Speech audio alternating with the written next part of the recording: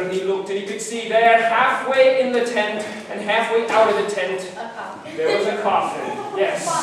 Now, not of the premature stuff. You can say it in unison, but you can't beat me to it. You can say it after. You can do backing vocals. Well, when he saw that coffin, you know what he did. It's a black coffin, gold handles. Touch me smooth. Ah! That's what he did. He screamed like that. There we go. That got rid of her. So you can go back. I don't like you anymore.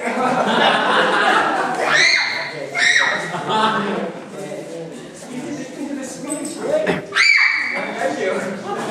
Well, he jumped up and his head ripped through the tent like this, and he saw the coffin rising up to him, coming towards him like this. He turned around, screamed again, ran out of the tent, ripping through the back, bumping into the tree. Oh, and the coffin was coming after him, coming closer and closer and closer.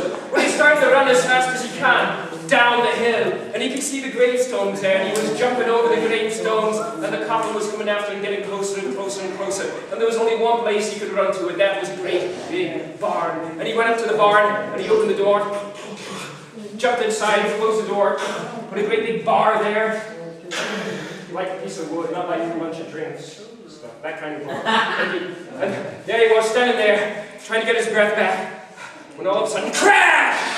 The coffin came in through the door and started to come towards him. Well, he ran through that barn as fast as he could, and he was knocking over hay bales, and he was knocking over buckets, and at last he came to the far side of the barn, and the coffin was coming closer, closer, and closer. And he put his hands like this, and he noticed there was a doorknob there, and he turned it.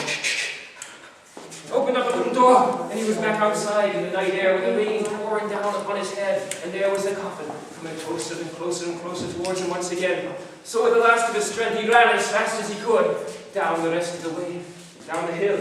And he noticed there was another building, there was a farmhouse. So he ran up to the farmhouse, and he knocked upon the door. As he turned around, he could see the coffin was coming closer and closer and closer. Knocked on the door again, and it was coming closer, closer, closer, closer, closer. I'm doing this as fast as I can. It's usually 3 hours long. I'm really cutting it down. He went to knock on the door again, but he didn't knock on the door because the farmer had already opened the door, and he ended up like knocking on his face instead. Well, he walked to the top and was coming closer. Oh, he ran inside the farmhouse as fast as he could, past the farmer who was lying on the floor with his eyes looking like X's and little birds going around his head. He ran into that house as fast as he could, and his farmer's wife came to the door to see what was going on, and she saw that coffin.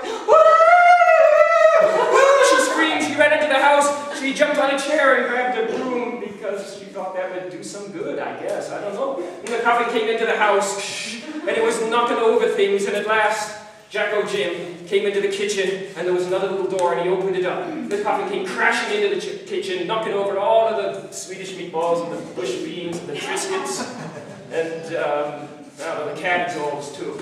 Went everywhere. Jacko Jim went through the door, and there he was out in the night air once more, with the rain coming down even heavier than before. Well, with the last of his breath, the very, very last of his breath, he started to run some more. And at last, he could see there was only one more place he could go to. It was a great big building, sort of like this. But he couldn't see any doors. He was on the side where there was just windows. And so he ran towards it as fast as he could. And he jumped through one of the windows with a crash! And he landed on the ground in a great big pool of glass. And through one of the other windows came the coffin. Crash! And it started to turn towards him once again. Well, Jacko Jim realized he was in some kind of store. And so he started to run down one of the aisles in the store, and he was knocking over cans, and he was knocking over boxes. And at last he reached the point where he knew he couldn't run anymore, so he collapsed upon the ground. And there was the coffin coming closer and closer. And he knew when that thing touched him, it would be the end of him. And so he started to say his final prayers. See, we're getting close to the end now. Final prayers, like this. And as he did so, he noticed something up on one of the shelves. It was a little bag, and he grabbed the little bag, and he pulled it down. And he opened up the little bag, and the coffin was coming closer, closer, closer, closer, closer, closer, closer. And it was just about this close, just about to touch him, when he reached into that bag, and he pulled out a little something that was wrapped in paper, and he opened it up, and the coffin was right here, and right before the coffin touched him. He took one of the little things that was wrapped in paper, put it into his mouth, and you know what it was?